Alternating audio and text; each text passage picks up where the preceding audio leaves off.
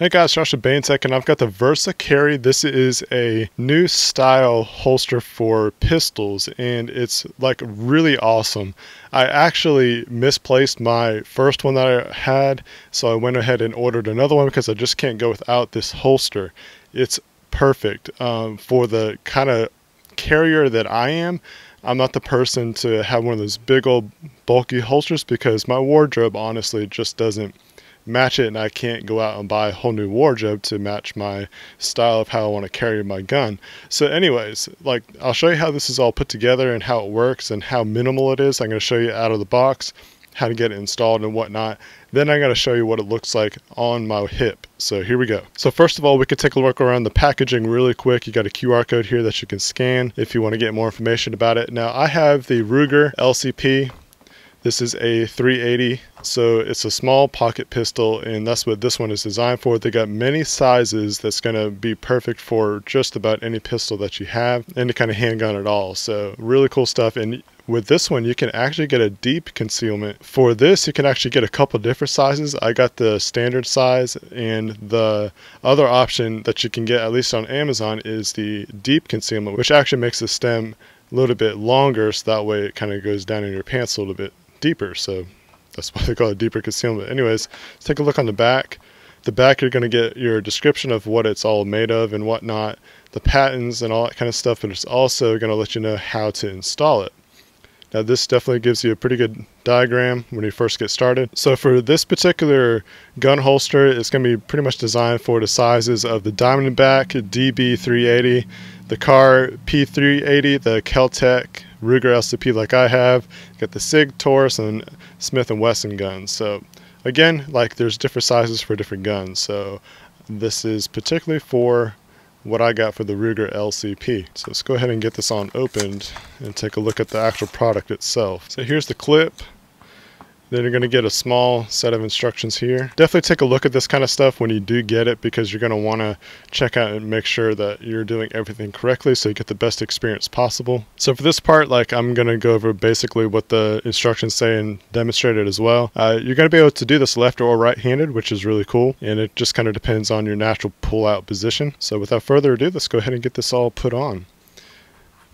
Now this is going to be pretty much, once you get this installed, it's stuck. Like, you're not supposed to be able to get it out, and it's going to be in the position that you put it in. This is the trigger guard. This is the holster itself. You'll end up putting the barrel inside of this yellow piece here. And just a couple tips is that you're going to see some shavings when you first start using this. It's going to be really tight, and then it'll have a better pull once you get it out. This belt clip is actually really awesome. It fits on most standard size belts, even thicker ones, and it stays in place really well. That's one of the things I really like about this gun holster. Now, some things to look out for is that you got these little rails here, and that's how you're going to match up these guys here, and you got these little indentions, and once you get it in the correct respective areas, it's going to lock in place, and you're not going to be able to really get this out unless you just completely force it in there. And if you could tell by the glare here, it's going to show you right-handed and left-handed. Take your time with it. It's not necessarily the easiest to get in here.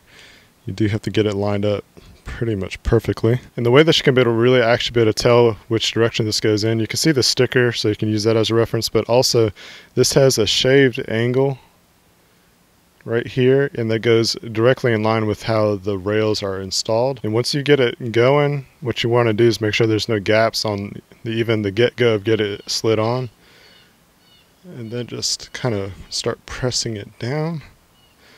And you're not going to necessarily hear a click, but you're going to feel a click. So when you feel basically the little indentions go in the puzzle piece areas, I guess you could say, that's where it's going to go. So here is the VersaCarry all installed. It's just two pieces really, so that's all you got to worry about. So here's a little explanation here. It says the VersaCarry unit is designed to be tight-fitting during break-in period and will conform to your gun for an easy draw within 3 to 5 days. Small shavings from the retention rod are normal during the break-in period. A small amount of gun oil can be applied to the retention rod to assist during the break-in period. Now, I didn't do any kind of oil before. It seemed to work out fine, so I'm not going to put any on this time either. But what I like to do, especially with this Ruger, is hold the rail here, kind of hold it in this position. You do have to put it at like a 45-degree angle to get it down in there. And there you go. it is going to be tight this first go round, so don't be worried about putting too much pressure. It's going to take a little bit of pressure to do that. So see here that you got your trigger guard here that helps protect against there. And with this, I definitely, use your gun safety. Don't put your finger on the trigger to get it on there. Make sure that you're doing everything correctly and safely. I like to hold this part back because if I don't, the rail will slip back. So that's how that goes, and this is what it fully looks like. And you can kind of see how it comes off. Again, we'll do it one more time. 45-degree angle. And it just kind of slides on in. As you can see, here's one of those little shavings they were talking about. So if you wanted to, you can sit here and kind of mess around with it. You can try to get as many shavings off at the beginning as possible. You can see here that you got some shavings going on the barrel.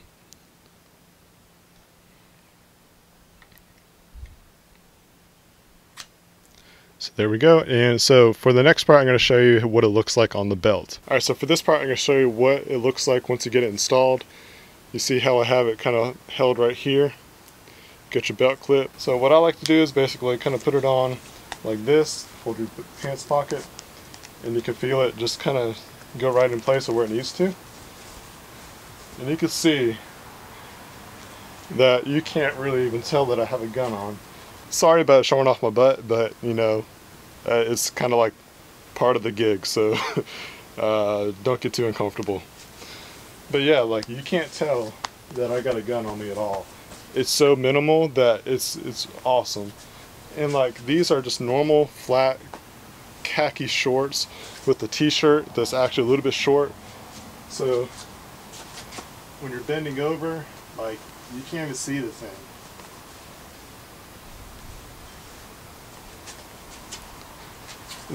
It's just really awesome. Like I've been really impressed with how it works. And so like with the natural, see, I have a nice pulling position now. Now I'm ready to go. Once it starts to get broken in more, you can try to put the gun back in without removing the holster, but I would actually recommend just taking it off and putting it back on, especially during that break-in period. So there you go, just to kind of give you another look at it. I'm going to make my shirt a little tight, and you can kind of see how it really just hides it. Now, one of the things I've discovered is like if I'm sitting in a seat and I'm slouching, if the barrel at all kind of starts to rub up against the seat, it might start pushing out. But it's very easy to fix. You just kind of take your fingers and squeeze it, even like that, discreetly, and no one can really tell what's going on. Now, other positions where you can put it, you can even put it in the front of your belt area, and it's still not gonna. It's still very concealed. Like you can't tell that I really have it on me at all. I have to like really push out my stomach and indent my shirt. Now the problem is like, your range of motion with that position. But what you can do too, you can even put it on your side. Now with this, it's going to be a little bit more, it's going to stick out a little bit more in my opinion. But even then, like if anything, it looks like I got a cell phone holster on me. So it's just really nice. I like this holster a lot.